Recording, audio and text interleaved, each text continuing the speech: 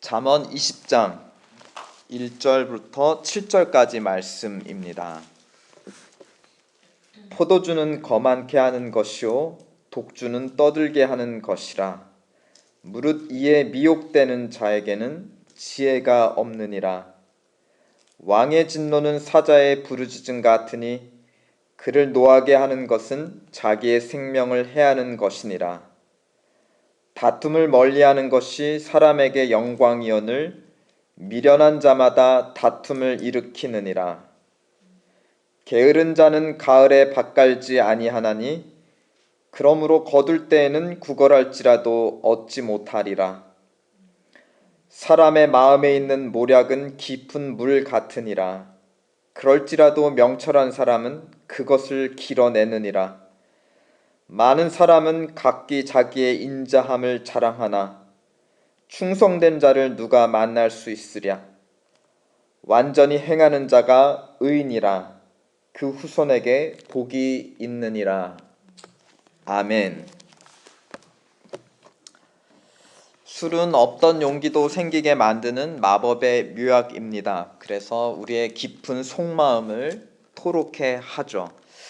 그런데 가족들과 나누는 중요한 대화, 또 가족의 대사를 결정할 때 우리는 술을 나눠 마시지 않습니다.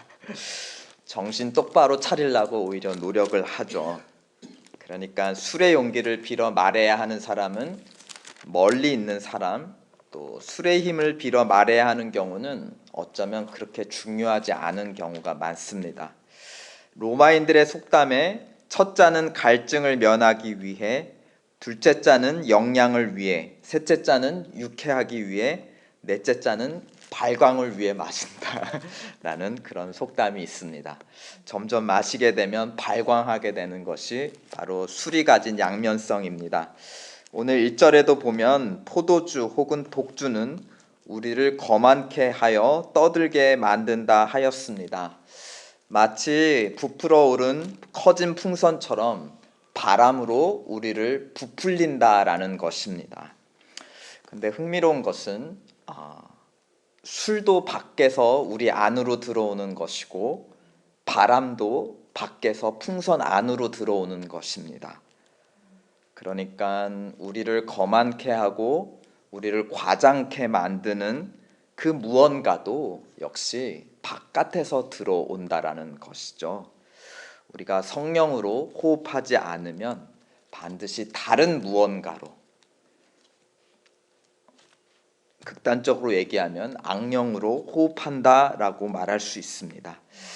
우리는 어떤 면에서 죄의 권세가 우리 안에 내재하는 힘이지만 그 내재하는 힘은 외부로부터 온 것이다.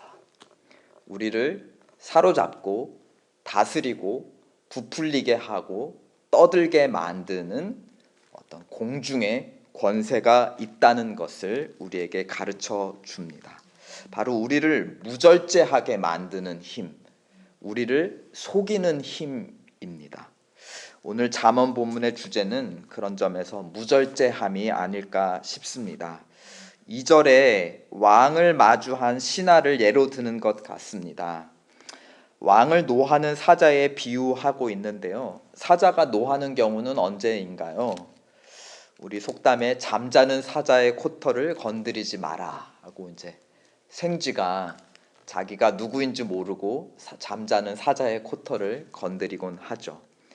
또 한자 성어에 수코충비, 잠자는 호랑이의 코를 찌르다.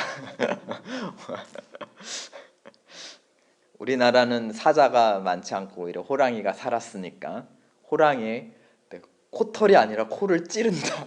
막대기로 찌른다. 그러니까 거만이란 무엇입니까? 자기의 권한을 넘어선 책임질 수 없는 무절제한 행위를 말합니다. 바로 자기를 상실했기 때문입니다. 그 결과 무엇이죠? 자기의 생명을 해한다. 자기 자신을 잃어버리니까 결국은 나중에 자기 생명을 잃어버리게 된다는 것입니다. 1절과 2절 그리고 3절을 이으면 그럴싸한 스토리가 되는 것 같습니다. 1절에 한 신하가 좀 독주를 과음하고 왕 앞에 나갔다. 3절 절제하지 못하고 왕과 다퉜다. 2절 왕이 노하여 소리 질렀다. 그 후에 어떻게 되었을까요? 이 신하는 생명을 잃었다. 4절은 게으른 농부를 예로 들고 있습니다. 게으름 역시 무절제이죠. 잠을 절제할 수 없는 겁니다. 근데 근본적으로 들어가면 그것은 자기 자신에 대한 망각이고 상실인 것입니다. 때는 늦은 비가 내리는 가을, 우리나라와 달리 또 미국과 달리 이스라엘 땅에서는 파종할 시기입니다. 이스라엘은 봄에 아니라 가을에 파종을 합니다. 근데 이 농부는 착각하는 것이죠. 지금이 어느 때인지를 착각한 것이고 자기가 씨를 뿌려야 살 수 있는 농부라는 자기의 본분을 착각한 것입니다. 그리고 게으르게 잠을 잡니다. 그러나 봄이 되어 수확기가 되자 먹을 것이 없고 구걸하지만 얻지 못합니다. 자신을 상실하자 먹을 것을 상실하게 되고 먹을 것을 상실한 이 사람의 미래는 어떻게 되었을까요? 역시 생명을 상실했을 가능성이 높습니다. 무엇이 이 사람을 착각하고 게으르게 만들었을까요? 혹시 1절에 이 모든 게 술 때문이 아니었을까요? 5절 우물을 길러내는 사람을 예로 드는 것 같습니다. 보통 성경에서 우물을 길러내는 것은 여자들의 역할이었죠. 이삭의 아내 리브가도 우물가에서 물을 길러주어 아브라함의 종을 대접하였습니다. 그리고 그 종이 리브가를 안내해서 이삭의 아내로 데려다 주었죠. 또 모세가 광야를 헤맬 때 누가 그에게 우물을 길러 주었습니까? 또 십보라가 길러 주었습니다. 또 수가성의 사마리아 여인도 예수님을 만났을 때 예수님께서 부탁하시죠. 우물에 물을 길러 달라. 이 구약 시대 때 우물을 기르는 것은 보통 여자들의 역할이었다는 것을 우리에게 말해줍니다. 앞서 신하와 농부, 무절제했던 사람들, 자기를 잃어버렸던 사람들은 남자일 가능성이 높습니다. 그러나 5절에 명철한 이로 등장하는 사람은 공교롭게도 여자입니다. 여자일 가능성이 높습니다. 명철한 사람은 앞서 무절제한 사람과 대비합니다. 이 사람은 착각하지 않는 사람, 자신을 아는 사람입니다. 그런 사람이라면 왕의 마음속 깊은 생각도 길러냈을 것입니다. 그리고 민감한 코털은 건드리지 않았을 것입니다. 또 가을 시절에 때를 분별했을 것입니다. 그리고 부지런히 씨를 뿌려 파종했을 것입니다. 27절에 보면 20장 27절 한번 다 함께 읽어보실까요? 사람의 영혼은 여호와의 등불이라 사람의 깊은 속을 살피느니라 하면서 사람의 깊은 속을 살피시는 분, 그래서 그 속에 있는 생각을 길어 올려 드러내시는 분은 하나님이라고 하십니다. 그러니까 사람의 깊은 생각, 또 세상의 깊은 이치, 이것을 깨닫고 길어 올릴 수 있는 그런 사람은 바로 하나님이 주신 지혜를 가진 사람, 하나님의 영을 가진 사람입니다. 그러니까 술 기운이 아니라 하나님의 기운으로 살아가는 자입니다. 우리 고린도전서 2장 말씀처럼 성령은 모든 것 곧 하나님의 깊은 것까지도 통달하시느니라. 6절은 우리에게 물어보고 있습니다. 많은 사람이 각기 자기의 인자함을 자랑하나 충성된 자는 누구인가? 하나님 앞에 충성된 종은 바로 하나님께서 세우신 사람들과의 관계에서 자기 선을 지키는 사람입니다.